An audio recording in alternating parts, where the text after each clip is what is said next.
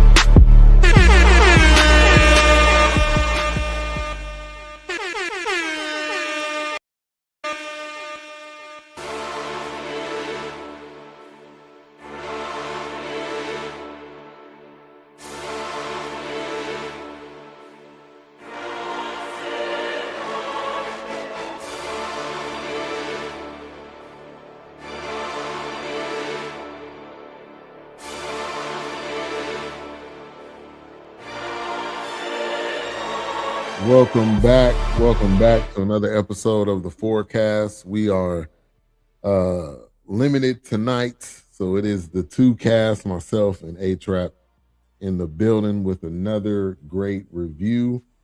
And tonight's review, it's a film that's recently come out, and it's entitled One Battle After Another, starring Leonardo DiCaprio, Sean Penn, Benicio del Toro, Regina Hall, Teyana Taylor, and Chase Infiniti, which seems to be a new actor. But this was getting really high reviews.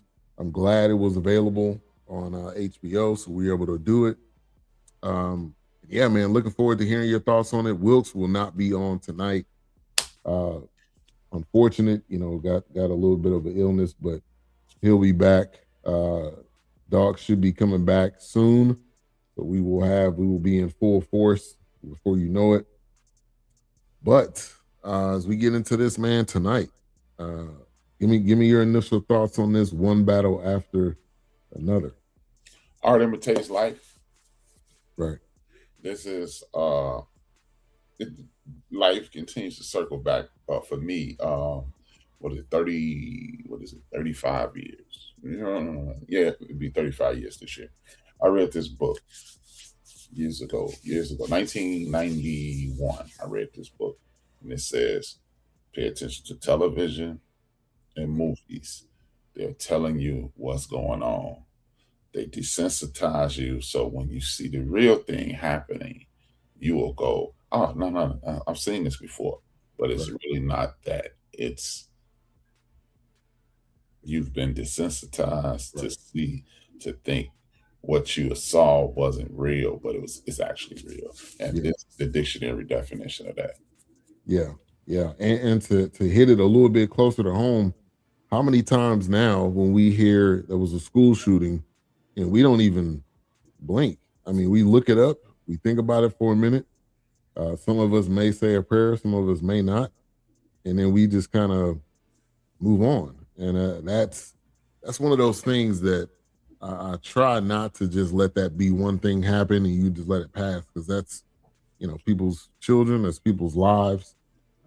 But to give a brief synopsis, it's a comedy action thriller written, co-produced, directed by Paul Thomas Anderson, and it's inspired by the 1990 novel Vineland. And I already told you guys who it's starring, but it's Leonardo DiCaprio's ex-revolutionary who was forced back into his former combative lifestyle when he and his daughter are pursued by a corrupt military officer. I haven't really heard a lot or watched a lot of Paul Thomas Anderson's films. I don't know, were you a fan of his, or have you watched any of his previous? Unlike you guys, I don't care who the director is. You don't even think about it. I don't ever even think about, man. This is like okay, I'm being disingenuous a little. Like if it's Spike, it depends on who it is, right? But I don't know a Francis Ford Coppola movie from a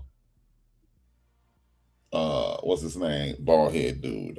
He always Spielberg, Malkovich. Malkovich. Yeah. I'm a story guy. I like the concept of. I don't care who the idiosyncrasies of the movie. I'm caught up in the story. Storyline, the plot. It's kind of like what y'all love the soundtrack.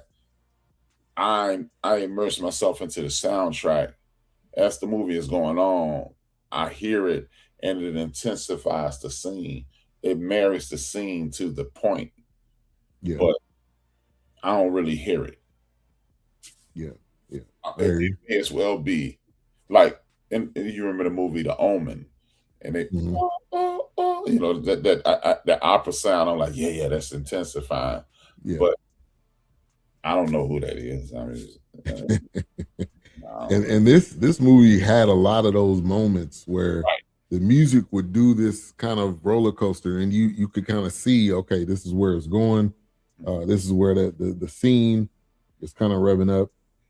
Shout out to Andrea. Thank you for tuning in. Appreciate you. Shout out. That's Caleb Williams, I believe, right? So shout out to you. Thank you for tuning in. Knox in the building. Thank you for tuning in. He said, "Peace, brothers." Anthony, appreciate you. But yeah, man, this was that was a lot. It's kind of a lot to unpack with this because there's a love interest going on.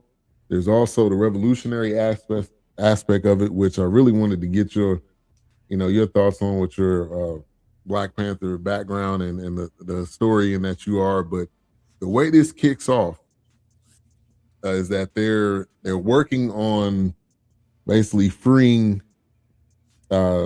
prisoners that were, now I don't know what side of the border they were on. I'm assuming they were in the U.S. The U.S.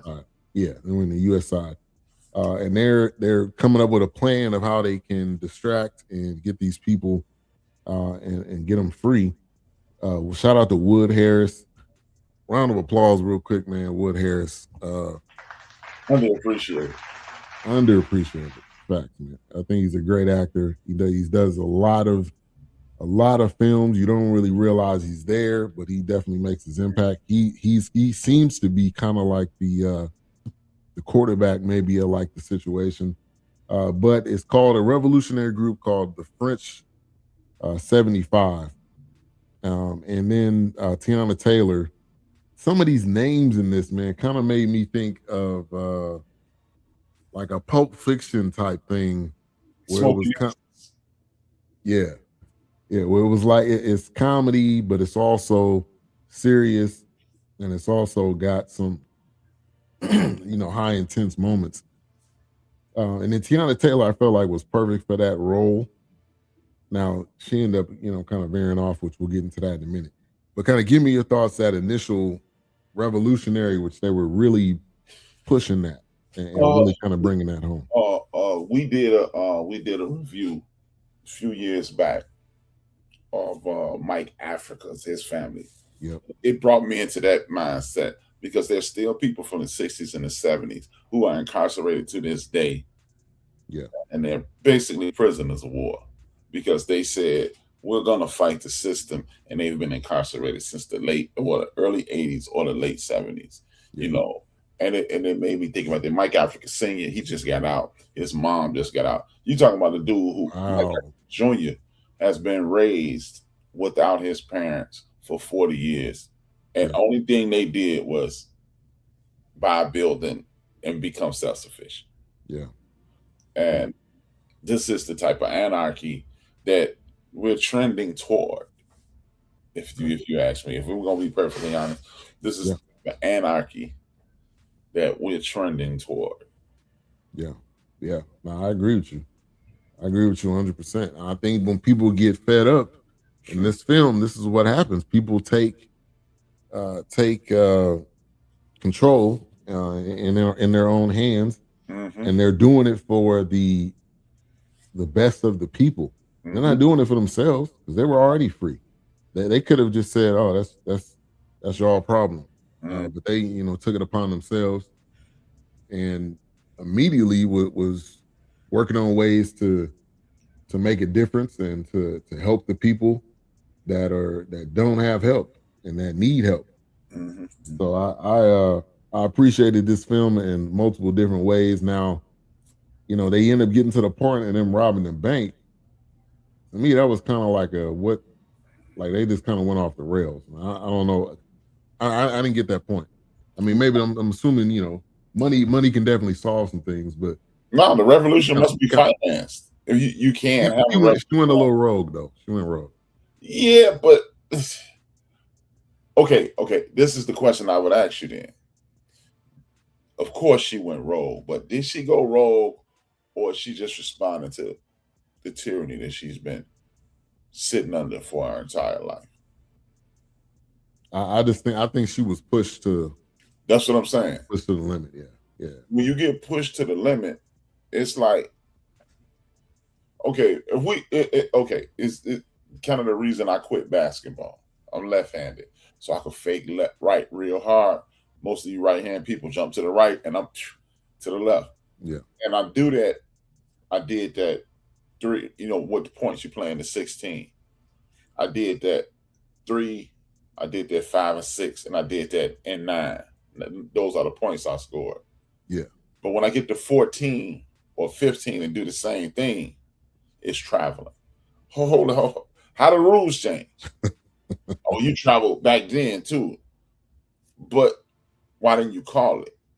Yeah.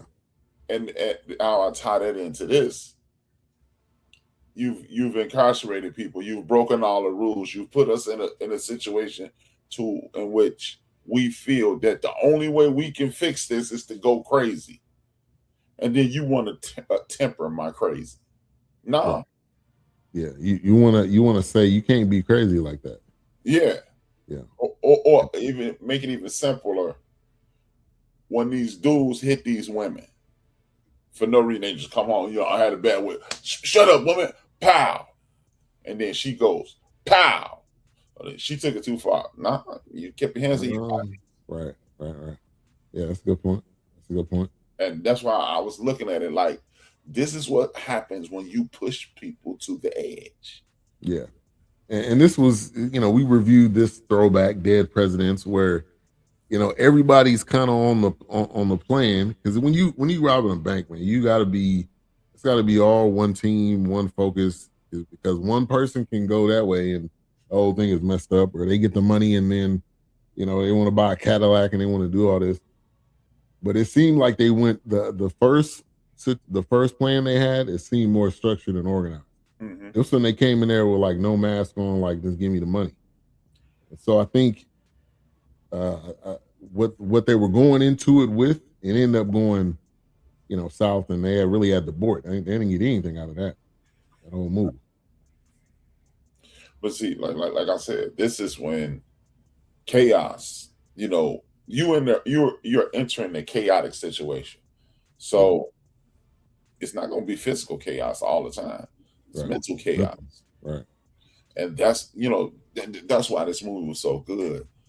This was Mike Africa and the peace movement meets Dead Presidents. Well, Dead President meets Mike Africa meets what's the one movie with all the super action heroes, the Expendables. Expendables. Meets the black, it was a lot that was like squeezed it was layered. And when you layer all of these things along with, and then look, let's not forget, let's remember, in the middle of the movie, you mix in racism and sexism, and now you're dealing with a mosh pit of madness. Yeah, really. So don't ask me to be logical.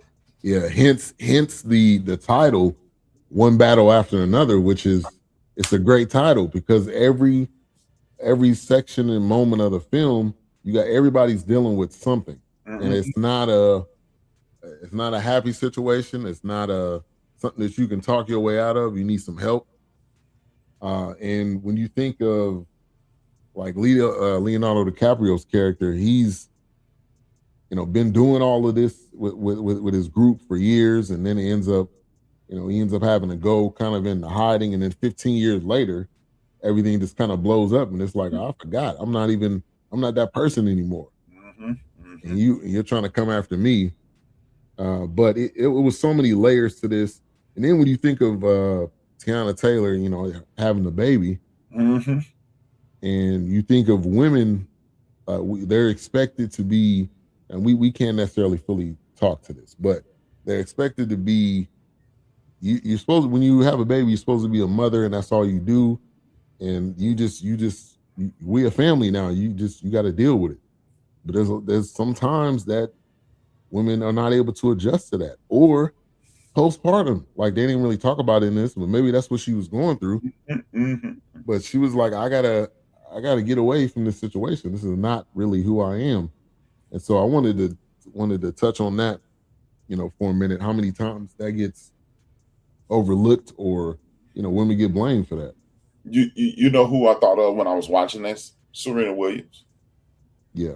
She was expected to go back to being the best tennis player, arguably, in the history of the world, or the best women's player in the history of the world. Of all time. Right. We don't want to talk about that, but of all time. Hey man, I'm in a physical sport where let's go over a couple of things that people didn't pay attention to. My pelvic area just cracked open. So in regards to do what I go back to doing, I really need to be sitting down for about 2 years. Yeah. Because my pelvic area just separated, which means one of my hips is over here, the other one is over here, and a human just went through that area. Yeah. Now you want me to come back and beat Maria Sharapova at her best. Right. And then if I don't do it, it ain't that I didn't do it. It ain't that I just had a child, a human passed in my body. It's not that my physical is the same. She lost it. Right. She ain't as good anymore. Right. She ain't got it. She gonna retire. What she did before she had the baby, and it was during when she was pregnant, when she was in a tournament. She won a tournament. Pregnant. She won a tournament, right?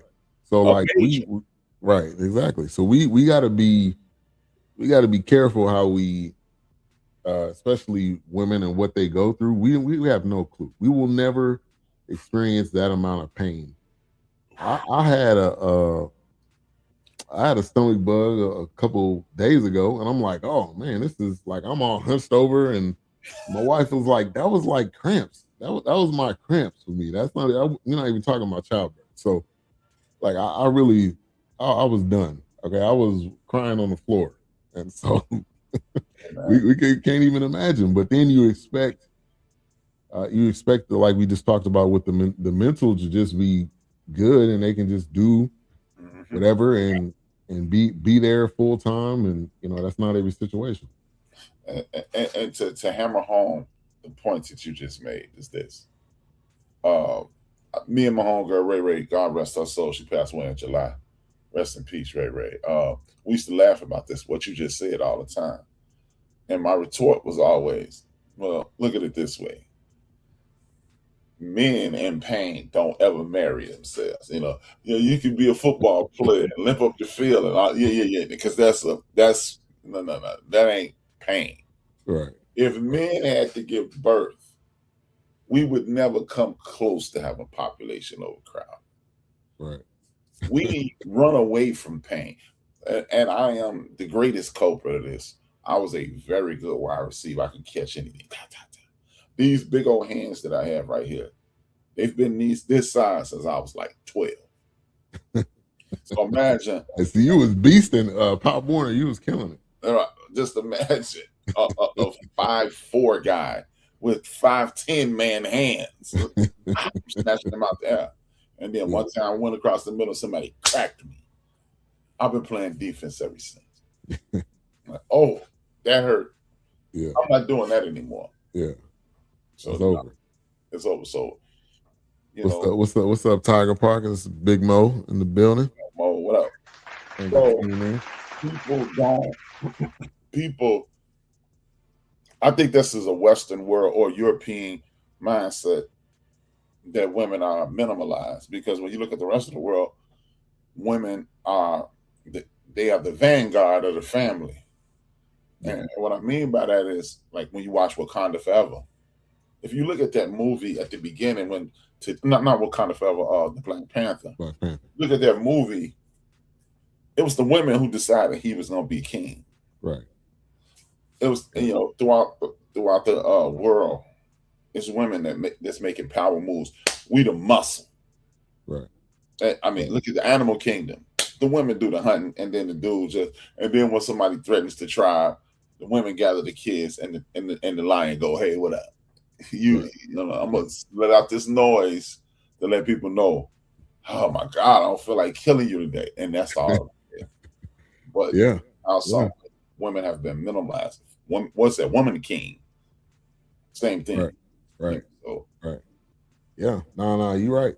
You're right, man. It's we don't put enough respect on what they bring. And even in marriage, even going to the Bible, it says that they're the helpmate. Like, there's stuff I don't see all the time. There's stuff that I miss all the time. And there's stuff my wife will say something, and I'll be like, yeah, okay. And then later on, it comes back around. Like, she don't even have to say, I told you so. It's just like, I know. You said it already, and I didn't hear it. So, and what you, in my opinion, what you just described as dictionary definition of leadership. Like, okay, she allows you to be the man that you are without stepping on your toes.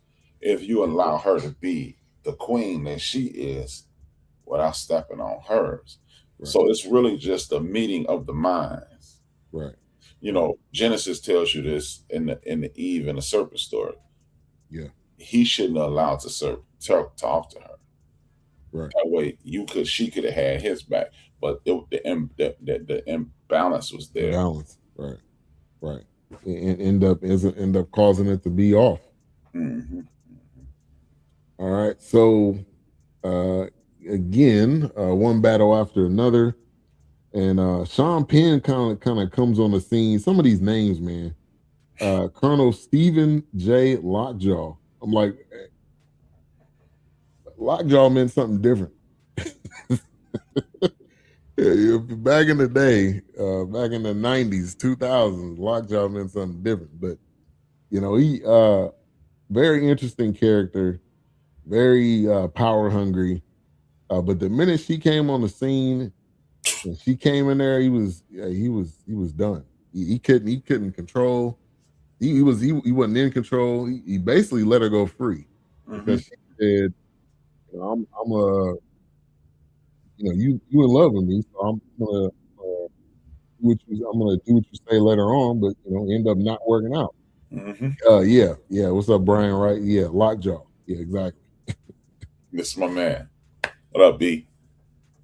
Yeah, man. So talk about his character and how it added something to the film though, too.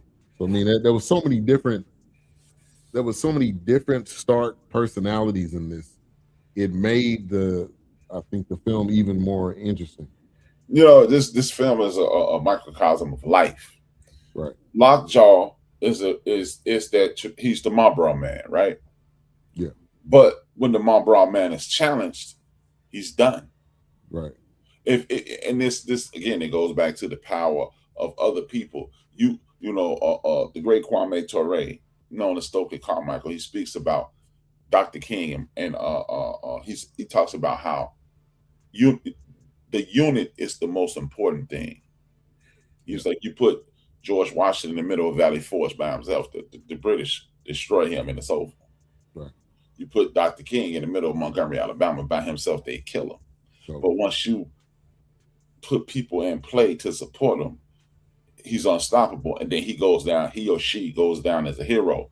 Teyana Taylor let the world know he's nothing without them. Right. I'll show you. Right. And that's what we saw. Yeah. I mean, and the women have one thing that is undefeated. It's never lost. It's like Father Time. It will never ever lose. So I won't say all that will. she had it, so it wasn't really nothing he could do from the jump.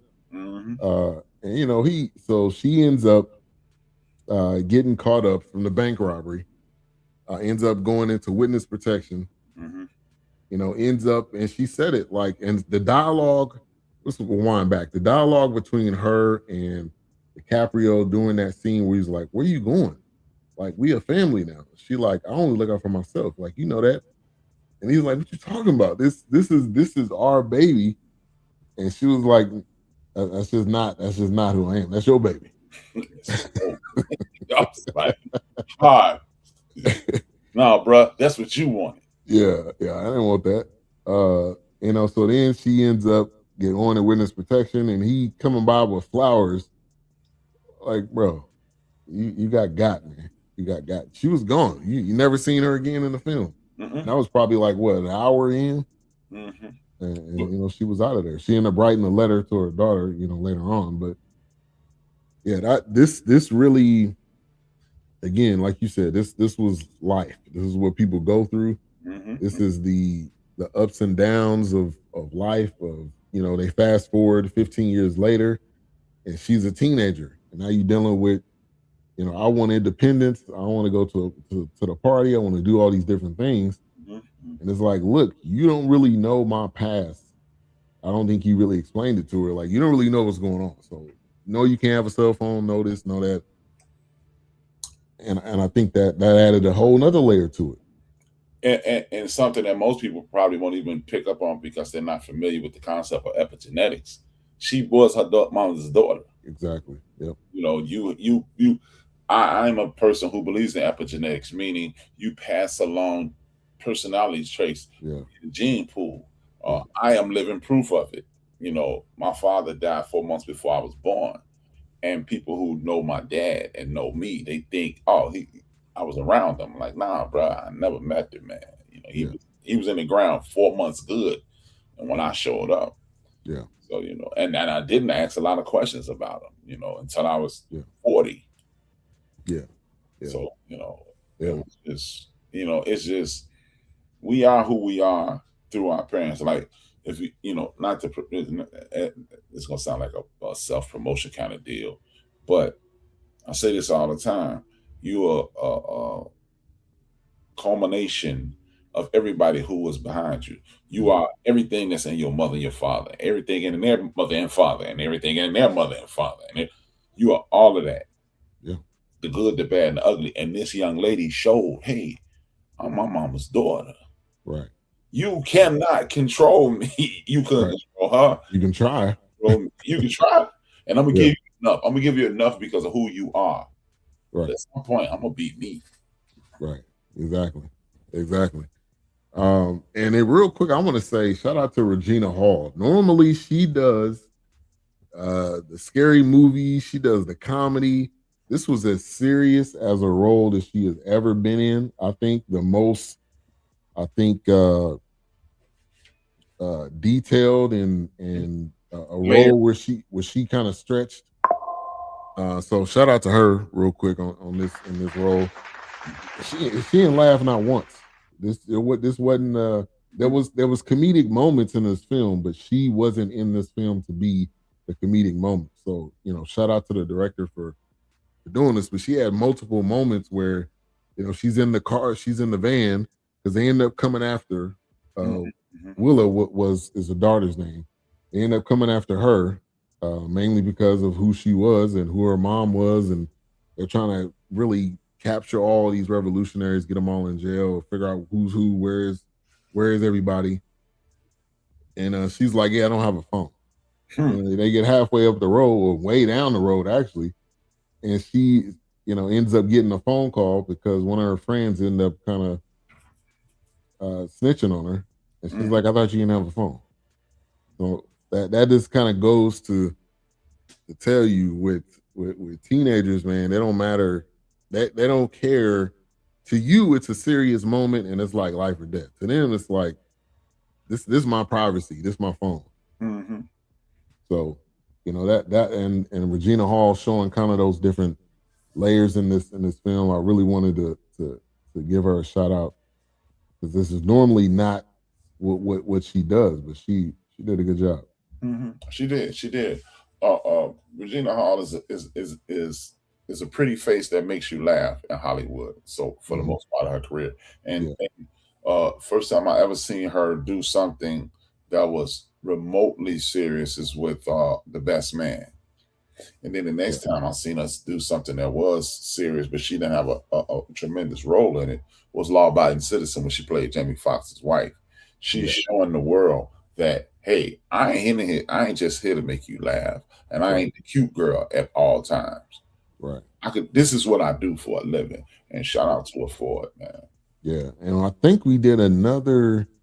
I felt like we did another film with her. It was kind of like a horror. Yeah, it was called Master. I don't know if you remember that, and that was a horror movie. So I mean, like I think a lot of times if you watch TV and movies, you kind of put these people in a box, so you can't really do nothing else.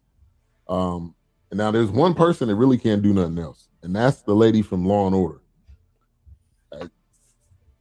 Me and Erica was just talking about this. She was like, "Dang, she's so much in that role." I'm like, she's getting paid really well, or else she would have been and left that show. So, but look, if you see her, you know she's from Law and Order. Yeah, but you know what? She's taking on production role. She's a producer now. She's becoming more than just that. She's immersed herself in that. And I heard, from what I understand, via Ice-T, she is an advocate for those crimes now. So right. I mean, she's taking it from actor to more than actor. So, shout out to her doing a great job. And it had a lot of action moments. It had some gunplay, some high intense moments, but the dialogue I think was some of the best in this. Definitely between DiCaprio and Benicio del Toro, which he don't get a lot of love either, man. If I haven't seen any of the Sicario movies, that's got to be some of the best films that in that era. I got turned on that late.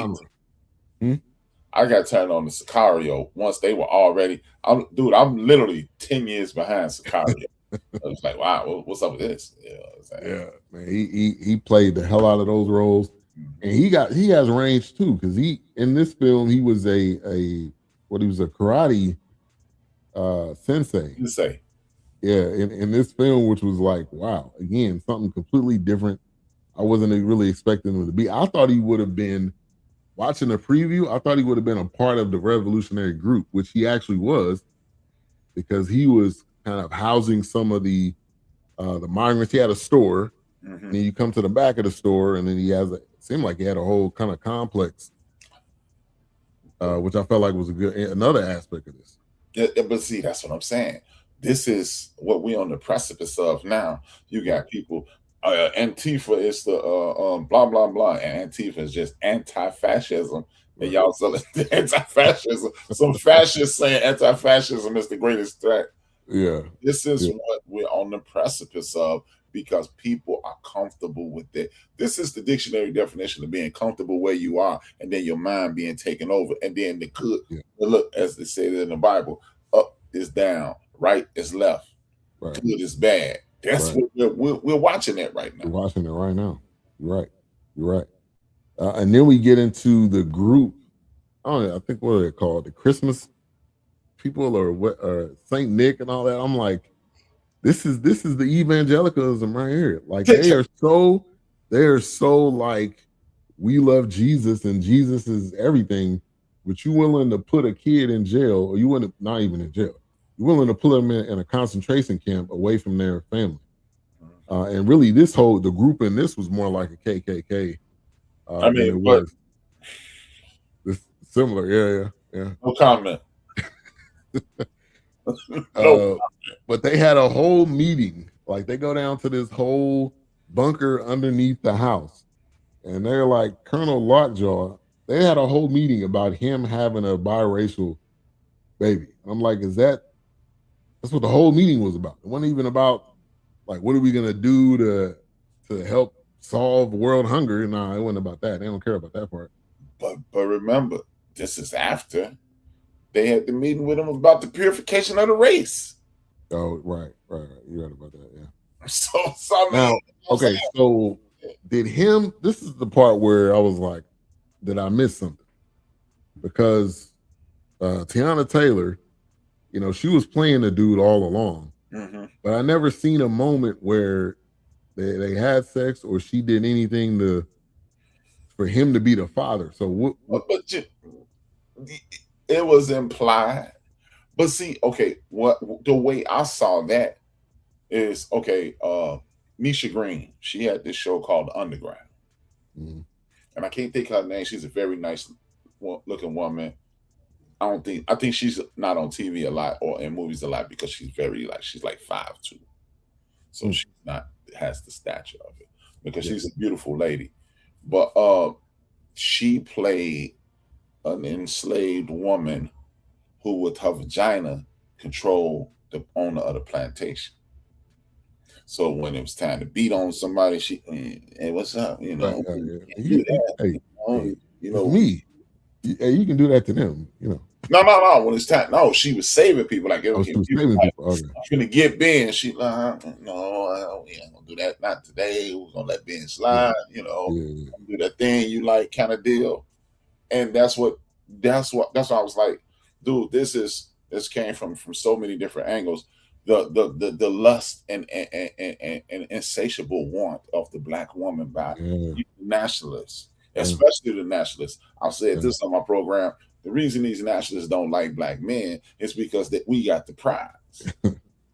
We got the prize, and they don't have no shot at all. They don't. That's what I was about to say. The prize is basically don't have no shot. Like, nah, you want this, but you can't have it. But if I eliminate him, then you'll be forced to come to me. And that's all, and that's what we were looking at. We were looking at a dude who's a nationalist. He's an anarchist. He's not an anarchist. He's a nationalist. He's the person who is part of this fascist regime to control the world. Right. But his main focus is her. On her. And she had complete control over him. Now, I think it was implied that she was, collecting something, but I didn't think that's what she did with it. That's the part that kind of threw me. But that gives, when you think mentally though, that gives her more power over him, and he didn't really realize it until he went on this whole mission, which really, when you think about it, the whole mission was to find out if that was his daughter. It wasn't even about trying to collect all of the French 75 because none of them was in jail. Right. And you would never, and that's the thing, you'll never be able to collect them because either they will transition to another life and you'll never be able to find them, or they're going to create many 75s, 150s, 375s, 400s. You know what I mean? Yeah. What's up, D? Great. Thank you for tuning in. Yeah, man, it was a great movie. I agree with you 100%. It came at so many different angles. You could relate to multiple storylines in this, just because either you have you've seen this in a different film, or either you know of someone who's dealt with situations. What's up, Keisha? Thank you for tuning in. Good evening to you.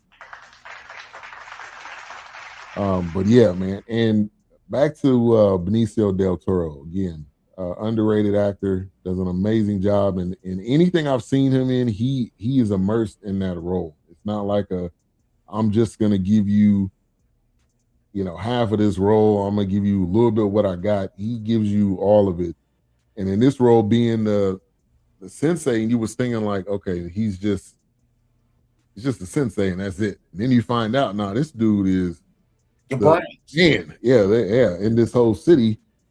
And then he ends up helping DiCaprio through his situation, and it's so calm. And one of the funniest lines he said was, DiCaprio's like going crazy. Like, I don't know what I'm gonna do. My phone not charging up. Like, I need to get out of here. And he's like, courage, Bob, courage. He just says it like so. I just started laughing because he said it so calmly, like you had to listen and take it in.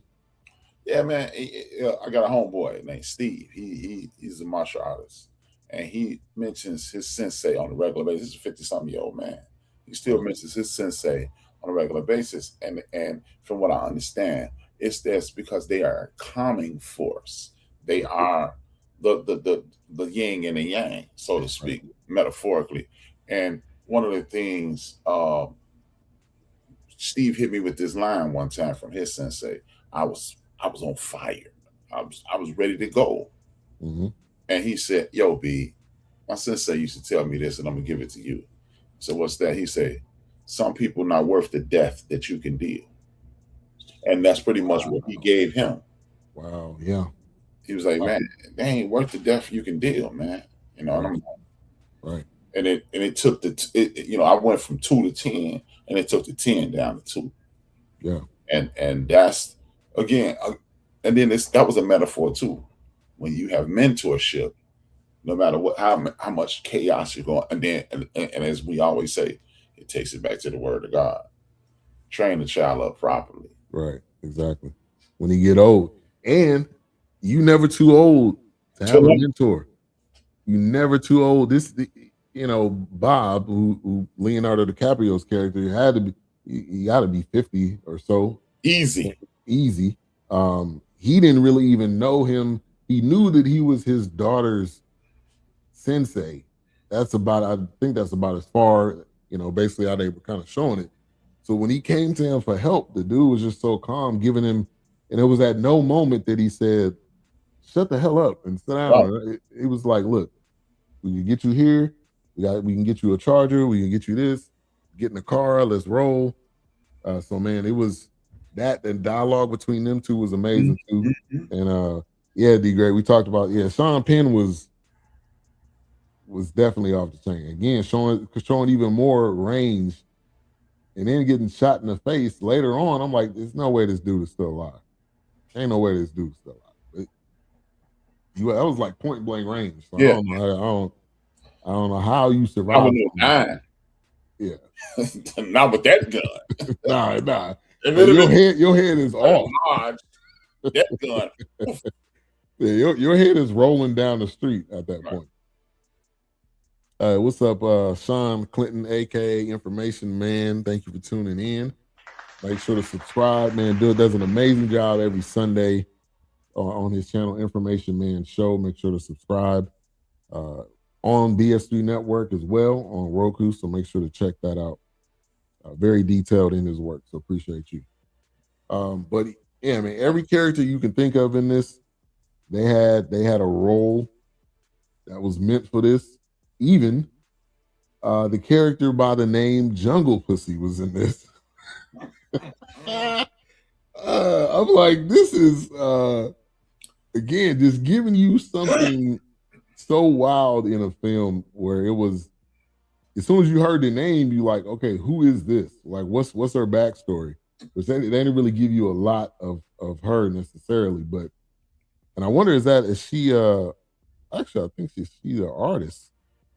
Yeah, she's an artist. That's actually her artist name. Oh, I'm about to say, I think this is a setup, though. That whole Get Down was a setup for a sequel. True. That's what gave me. That's what was giving me. But so when they sat down with JP. When they sat down with Sean Penn, they said she was the one that he had the baby with. So I think they were trying to tie those two together, but it wasn't actually wasn't her. But maybe he could have had the hots for her too. Yeah, I mean, but it goes back to the original statement. Even the nationalists don't like the brothers because we have the prize. And when you are dealing with an anarchist situation, your job is to make good bad, up down.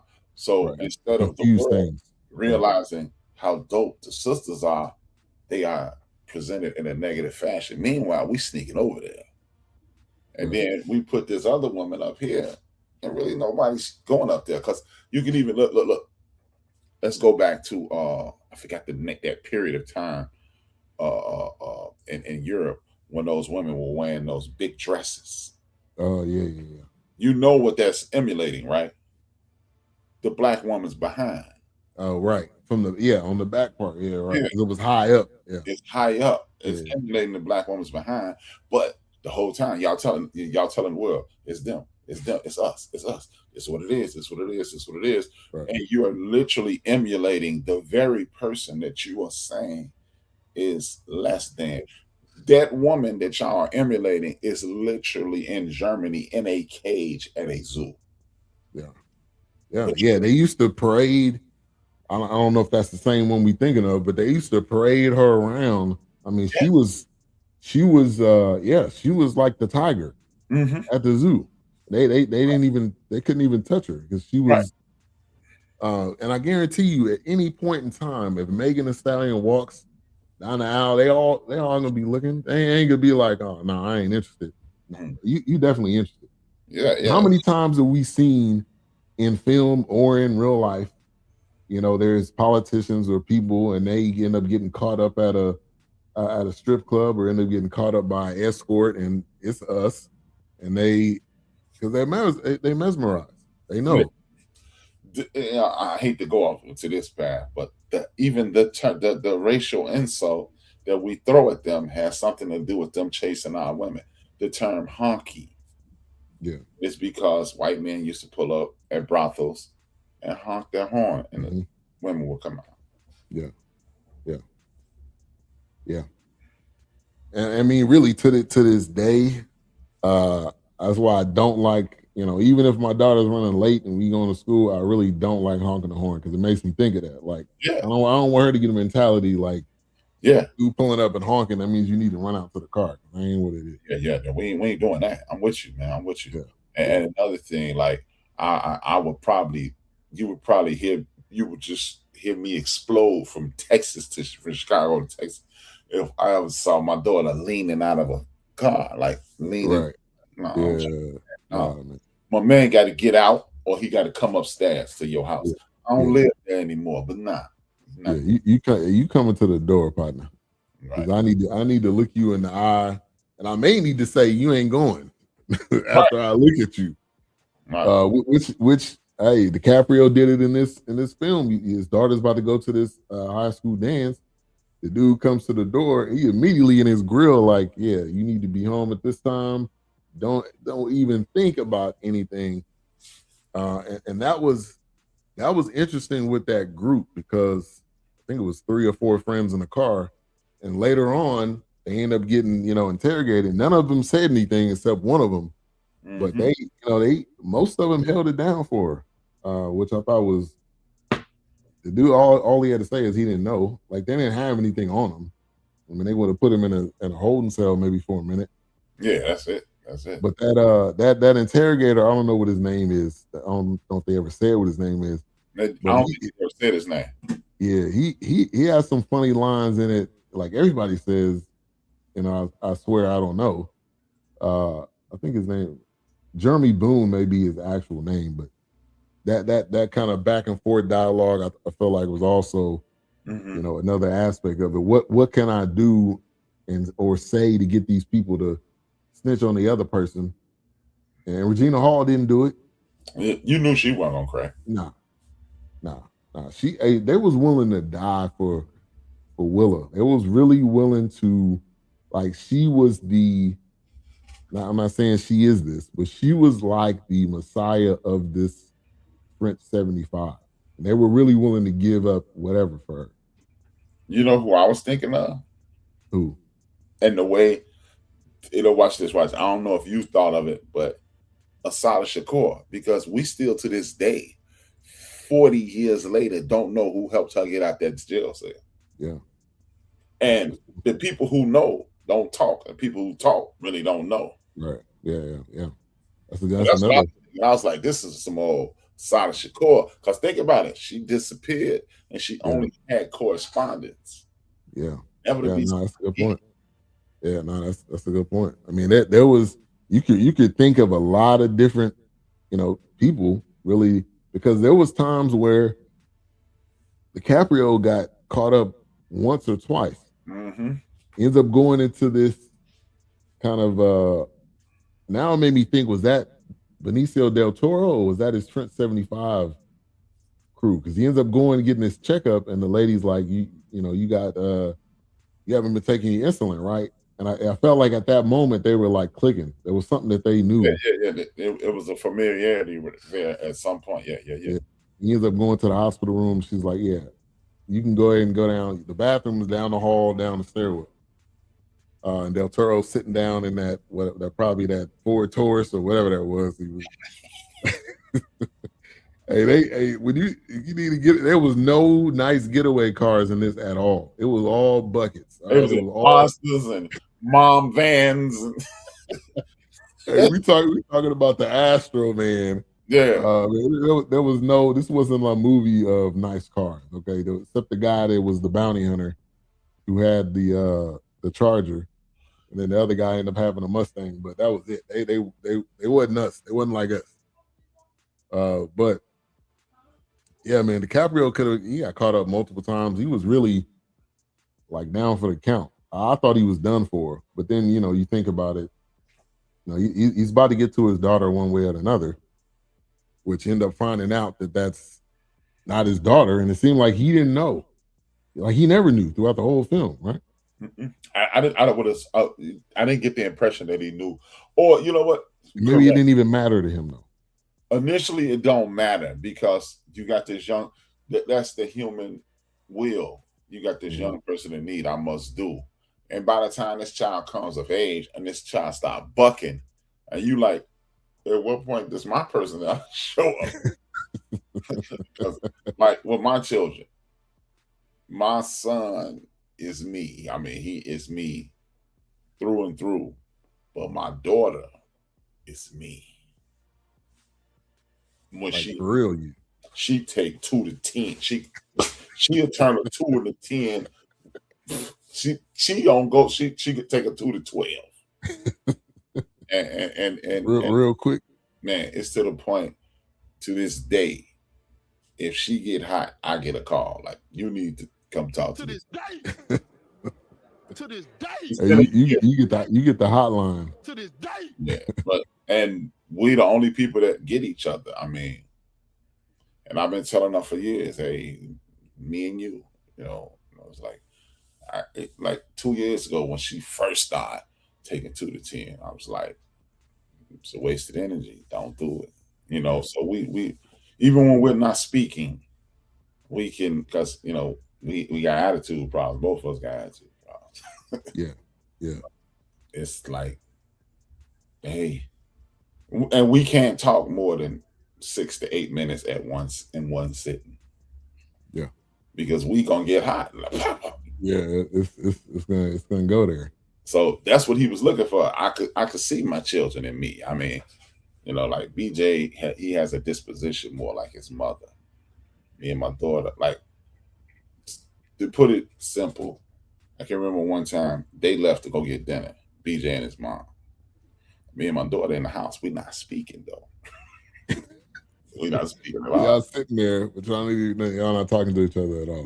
But when they get back, we are literally in the kitchen having a bubble fight with the dishwasher liquid. Yeah. And we're throwing it at each other. And they came in and said, what? They looking like, what? And it was like a song. We just looked at them and said, we understand each other. And then went back to the fight. Yeah. So that's what he was looking for. He was looking for the connection. Where is it? I see your mom for sure. Yeah, she was all the way there. Even when when they fast forwarded from her being born to 16 and she's doing those karate moves, you're like, oh yeah, that's tell her, breathe. Right. Don't hurt him. Shout out to CT Miller in the building. My brother Carlos, thank you for tuning in. Appreciate the support. Yeah, man, this was and I was watching this. I watched part of it last night. I was watching it throughout the day, and it was like different moments of the film was definitely it picked up, and it gave you that excitement, but also it gave you those common moments. And when they played that Hark the Herald while he's going down, I'm like, the irony of this whole thing. You singing this Christmas hymn, And y'all ain't got nothing to do with Christmas, nothing to do with Christ, nothing to do with Christmas, nothing to do with anything that got to do with the Bible. But now that you say that, okay, I'm gonna ask you. I didn't think of this until you just said it. Was that a jab at Christmas? Because they always try to turn Santa into Satan. Right. Claus. You think that's what they were doing? Yeah, because they were saying what they said, like Hail Saint Nick or something. They Yeah, was calling each other like. I mean, there was a lot of irony in there. There was a lot of like, this is what we do, but this isn't really what we do. This is just code word for something else. Yeah. Which now, when you think about it, way back, I mean, when we was enslaved, how many times was they using code word and language and stuff that was kind of going over our heads? Eventually, we caught on, but stuff that they would say and that was more so used against us. And even to this day, when true hip hop culture speaks in that same thing, even go I forgot the name of the song from Public Enemy, and Chuck D. I know. Welcome to the Terror Dome. He dissed Brian Gumble. He dissed He dissed the rabbi. And then another song, he literally says to the world, this is 3 to 5 years after it happened. He shouts out Asada Shakur, does not say her name, Asada Shakur. He says, supported. He said, ordered and forwarded, supporter of Chesamart. Now, if you don't know her name is Roseanne Rosemary Chesamart, that don't mean nothing to you. It don't mean nothing to you, right? Exactly. Hey, that's hip hop 101, man. There's this song by this guy named Ransom where he's rapping about Kyrie. He never says Kyrie's name, but he raps his story like, I started off at Duke and then I did this, and then Charles Barkley called me an idiot, and then he does this whole another story about like Malcolm X, but the way he does it, he's not gonna say his name, but that's the greatness of hip hop. That's people that if you don't understand it, you just got to keep listening to it. It's leveling up, but that's us leveled up from those fields. Like, this is what we got to do. The braids and hair, the braids and women hair are maps. You like Don Tripp, he does it. He mentions he's always referencing how his family was in the street. They were drug dealers. And then he said, and he talks about black folks. He said, y'all slammed so many doors in our face, so we start selling keys. Now, on the surface, you might think keys, doors. No, I start selling kilos because y'all slamming doors in my face and won't give me a job. Right. Yeah, man. Hey, and he just dropped something else. I ain't listened to it yet, but I ain't listened to it. Yeah. Don Tripp, man. He come out with more albums than you can count. I mean, he's basically like No Limit by himself. You know how No Limit was dropping something every week? He is No Limit by himself. 2014, that chump dropped 15 albums. That's crazy. You got to think of the work that goes into that. Your pen got to be amazing. Or maybe he just going off the dome, maybe. But no. Your pen has to be amazing that you can come out and it's not whack. All right, we're not talking about oop-de-doop and I found this on this peanut butter and jelly time. We're not talking about that. We're talking about real raw. Hey, watch this. Fun fact. You know Don Tripp's real name, his government name? Nah. Do you know his first record label he ever signed to? He did say it. Was it Bad Boy? Yeah. Legal name is Christopher Wallace. What? Yes. Wow. No. I gotta look this up. Look him up. Go ahead. Christopher Wallace is his actual name. Don Tripp's name is his name is Christopher Wallace. That is wow. He did mention something about Diddy at one point. Yeah. I thought he was like signed to Cash Money or something like that for a minute. Signed Diddy first, and wow. He respects Diddy. He's a complete weirdo, but the dude does have an eye for talent. All right, like we can say whatever we want to say about him, but the dude, he got an eye and an ear. Now, does he do right by him? I don't know, but he got an eye and an ear for Tank. It's no record exec. Right. It's the bit like we was talking about. It's not even him. It's the business overall.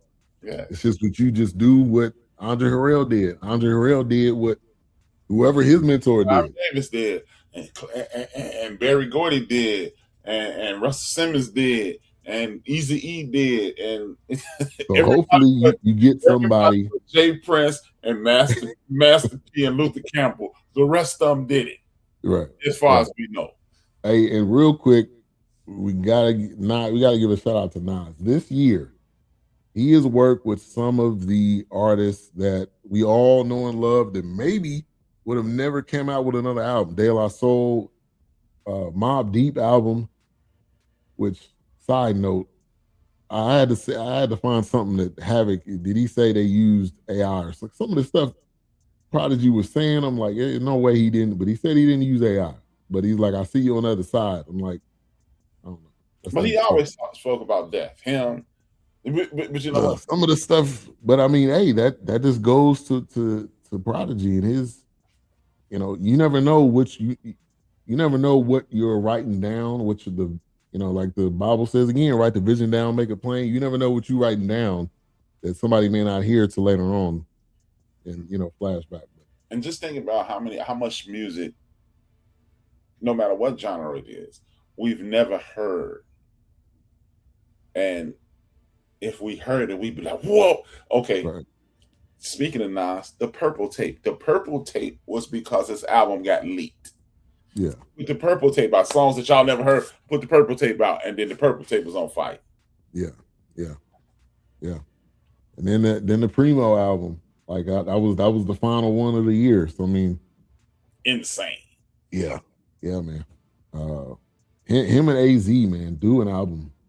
I really wish they would have did a Firm album. I know that's probably not gonna happen, but wishful thinking. But everybody out now. I mean, yeah, Mega out. Mega doing a lot of albums. Yeah.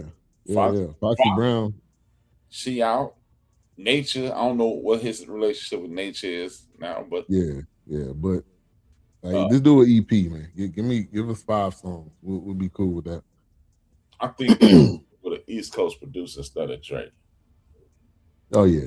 You could find somebody easy on that one. Do DITC. Yeah. Hell, you can get a little mashup. Get Hit Boy, get Primo to do a beat. Get different producers. Dr. Dre said it best. I think albums are best when you and that person are in the room, y'all doing y'all thing. So you get that original Nas crew with LES and Q-Tip and Rock, Hit Boy. Just book. I mean, the money ain't a problem. It's gonna be the time, but just book a week. Y'all get in there. That's how all them Nas and Hit Boy out. He was doing those albums with him. Hit Boy would play a beat and he'd be like, "All right, I like that." Probably rap to it right then. I agree with you though. Those albums are the best because you're not hearing it from afar. You're not hearing it like, oh, he just could send me the vocals and I'm putting it to the beat. Like, there's a difference. What's up, Vince Wright, sports governor? Hey, you definitely got to watch this, man. This had some good music. Had some Jackson 5 in there. Had some other songs in there that were perfect for the scene in this film. So again, music and film go together. And that's how in the 90s, what I would say late 90s, for me, that was when kind of soundtracks was like almost bigger than the movies.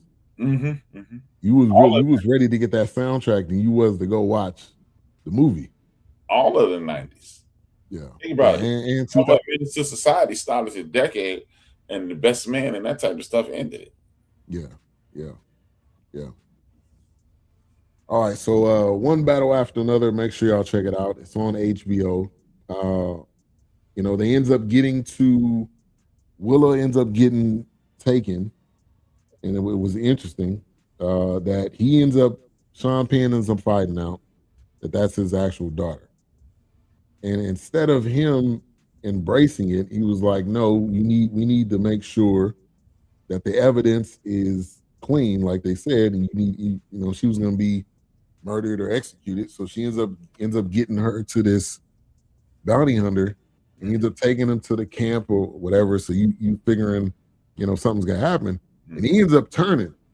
So I wanted to talk about this. I don't know if it was just his conscience, like I can't allow this to happen, or did somebody get to him, or was somebody in the Front 75 crew that was like, look, don't do this. We can pay you more, or what was your thinking on that? Oh, I was thinking of more of along the lines of you see a lot of these people from Trump's camp. It's just it gets to the point where dog, I can't do this no more. Can't do this no more, dog. Like look, it's like Jack the Bear's brother. This lie will go no further, and I think that was a peek in at humanity. Yeah, you be 10 toes down at foolishness and chaos, but then at some point you go, all right, man, I can't. Why do I continue to blindly follow something that I don't even believe in? I don't believe, I don't participate in, I don't see, and I'm doing it. I'm not enough. I'm out. And that's the energy I got from that motion. Yeah. And the dude was quiet. He was just a quiet assassin. He just came up like, hey, what you doing? Why you releasing her? He ends up shooting a guy. I guess he ends up getting shot. He didn't look like he survived, but Willow gets away. Oh, go ahead. No, I'm listening, but I just thought of something else too. Go ahead. Let me know. I want what you think about what I'm about to say. Go ahead. Yeah, I was just saying, Willow gets away, and that's when like her mom kind of side of her brain was just like activated. She was in fight or flight mode. She was never, like we just talked about, she was never in a moment, like she was doing karate. She was at school, she came home. She was never in a moment where it was like life or death situation. And she was able to handle it. Well, she did some training when she was at that monastery, but she was only there for a short amount of time. But that just goes back to the epigenetics, like you were talking about. It's in us. Like whatever my grandfather, which I never, well, he met me when I was a baby, but there's things where my parents will say, yeah, he was into like audio video, like that's me. Mm-hmm. But so that's like that clicked in her. And she was in survival mode, which she ended up surviving. But go ahead. I just thought about this again when you said it. See, this is a beauty in us doing this. When they think about it, my man killed everybody. He was knocking people off. Right. Who's the only person where did he draw the line? At a child. Right. Exactly. Which he said that at the beginning when Sean Penn was like, yeah, I need you to take care of her. He was like, this is a child. I'm not doing it. So look at this. What's on the precipice of taking this administration down? Molestation. Yeah. Right. I drew a lot of this to today. Yeah. Oh, there's a ton of comparisons to today. There's people that want to help, and there's people that just will do whatever to the demise of people that they don't even know, that they don't even care to know or care to understand. And that was the opposite ends of this film. When you think of Sean Penn and his whole side and the crew, it was like blindly, and it seemed like he had a whole military crew just following what he was doing, was there really wasn't a clear mission. It was just chaos. Yeah, it was just find this girl. And they're like, they ain't even asked why. Right. And it wasn't even to find the Trent 75. It was to find out if she was his daughter. I mean, like the amount of time and effort that you put into that. He ended up getting gassed out at the end. Chaos simply because I want it. Because if you really question it, if you truly question it, if you're gonna question something of that nature, like the bio connection between you and an individual, if you question it, it's probably not true. And if it's not true, you need to just walk away. Yeah. And he wasn't willing to walk away, which means it was more of a connection, which means that you really don't believe in the mission that you have. You're just following orders, which this is what we living in right now. Damn. Right. Yeah, exactly. We just keep doing it. And I mean, like, what's your end goal? The end goal is that this dude will like you. The end goal is that you think you're gonna be president one day. Like, what's the end goal? Like, when is enough that the prize that you trying to get, you never actually gonna get it. He's demonstrated that multiple times. Something in my throat. He's dangled that carrot in front of people's faces multiple times, and guess what? They ain't got the carrot. They in a jail cell. They crazy, or they wrote a book. They don't even get the string. Right, exactly. It's just, but this was a film perfect for this time, perfect for this season that we're in, perfect for these next 3 years we in. So man, I would definitely suggest you watch it. It gives you that kind of tugging at your heartstrings. You want Willow to survive. You know she didn't do anything. You know she's not she's not even in the French 75. She didn't murder anybody. Well, I mean she had to self-defense, but the deadliest person in the French 75, she's related to them. Right, exactly. The sniper, what they call him, Ghetto Bob. Hey, remember, like maybe 20 minutes into the movie, 15 minutes in the movie, she's standing there with that Gatling gun. I feel like Tony Montana. right. When she was pregnant. And yeah, hey, let me pull that up right here. The picture on the right is just amazing, hysterical cinema. This was one of the comedic moments because it's like she is full-fledged pregnant and just wailing off on whatever that was she was shooting. Yeah, man. That goes to her. That goes to that character. Teyana Taylor has massive range. There was a film we did, I think it was called 1,000 seconds or 1,000 moments. Something along those lines. Yeah, where she played a mother. So, I mean, look. What was shit? It was like 2K losing Isaiah. I can't think of the name of it. Yeah, exactly. That is exactly what it was. I mean, she's an amazing talent. Period. Music, film. That movie made me a fan of hers. 1001. Yeah, what it was called. And she was in a Book of Clarence. Yeah, she was in the Book of Clarence. She played Mary Magdalene. Played the detective in Straw. Remember that? And then she got a couple other films coming out.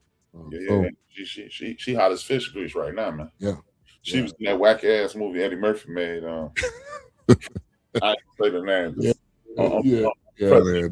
Don't go watch. Hey, go watch it to support him. Put it on while you sleep. I did. Hey, he got my one. You can get no more in here. I'm your man.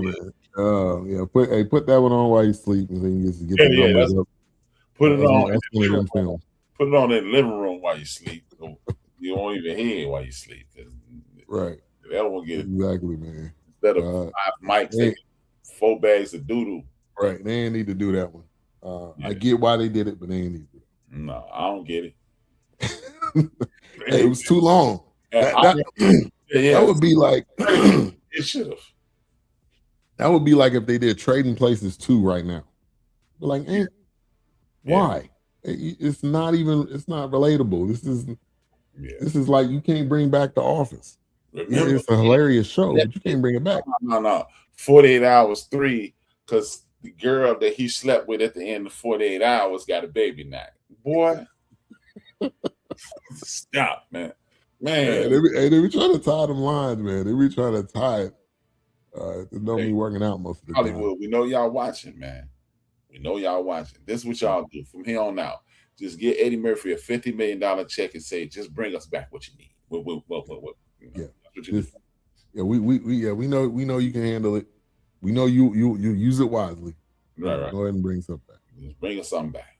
Yeah, otherwise, I agree with that 100%. He's outgrown you guys in Hollywood, man. Yeah, he has. He's too funny to be. Oh, you'll be good in this, Eddie. No, I won't. Go get old boy. Right. And I would like we watched that documentary. I would love for him to do that stand up he said he was thinking of with the puppets. Hey, you can put that on pay-per-view.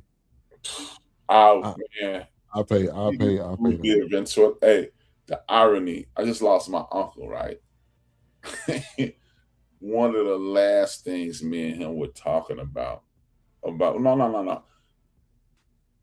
Maybe 2 conversations before he transitioned. I called him, no joke. This is gonna sound like the biggest lie in the history of the world. I said, hey man. He said, what's up?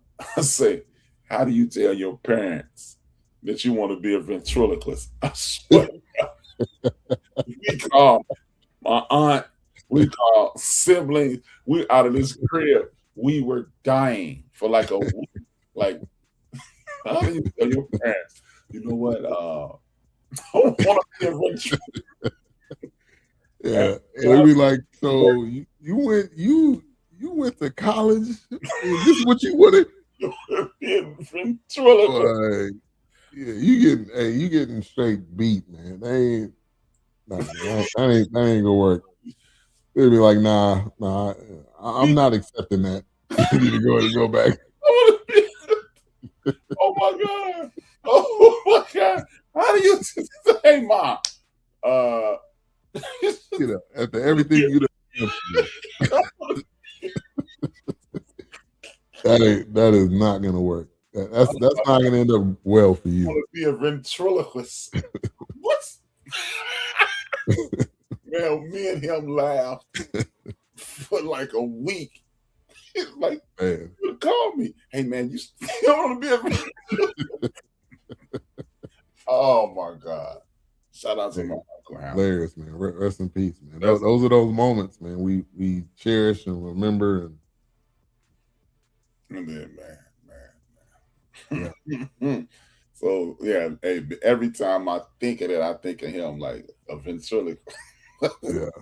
And the fact he had them made, they look like him. I mean, like he probably spent some pretty good money on, hey man, on them looking like Bill Cosby and Pryor. But think about it, Ben. Those didn't cost a lot of money. I'm Eddie Murphy. Right, true. Costs a lot of money to us. Look. If we were looking at $30,000 at ventriloquist dummies, that's literally like 35 cents to us. Right. Yeah, true. So that is it. Yeah. Look, that's how rich you know he is. Right. Exactly. A ventriloquist dummy of the 3 people who influenced me to comedy and my homegirl who used to say, exactly. Who's just my Hey, go watch that documentary. I think it's still on Netflix. But it's on Netflix forever, man. And then he just excuse me. And he just easily said, like, hey, yeah, I buried what he said, I buried buckwheat, he buried red fox. Red fox. I mean, like stuff we didn't know, but again, he did it. His gift. Thank you for tuning in. Appreciate. So we need y'all to like, leave a comment, subscribe if you haven't. Yes, sir. See that scrolling down at the bottom. Also, check out these channels right here that you can subscribe to. All of those.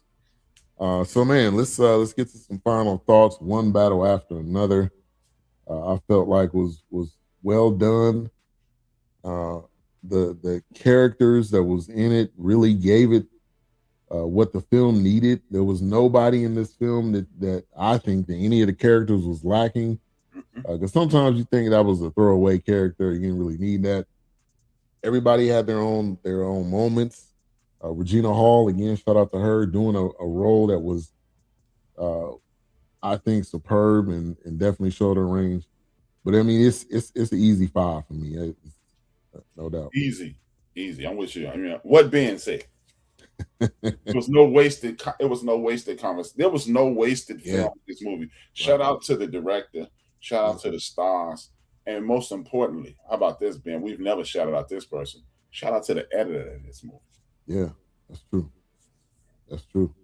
Shout out to my Aunt Judy who recommended this movie. She said, "You guys should talk about this." Shout out to Man. Shout out to Aunt Judy. Thank you. We appreciate that. So again, it's on HBO. It's available right now. You can watch it. Now, we haven't talked about next week. We can talk about that right now. There's a new Knives Out. I don't know if you're into the Knives Out. It's like a mystery series type thing. Let's do it. Okay. Yeah, I think it just came out last week. But they have it's like a murder mystery type thing, but it's different characters in each one. So this one's got like Kerry Washington and some others. So it's even more gooder. So yeah, so next week, Knives Out. It's available on Netflix. It'll be New Year. So next year.